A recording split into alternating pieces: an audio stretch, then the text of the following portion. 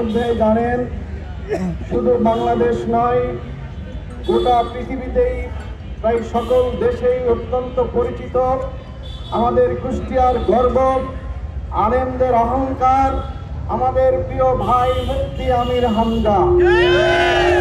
মুফতি আমির হামজা আজ থেকে প্রায় মানুষ তা হতে দেবে না, জনগণ আপনাদের আশা পূরণ হতে দেবে না ইনশাআল্লাহ।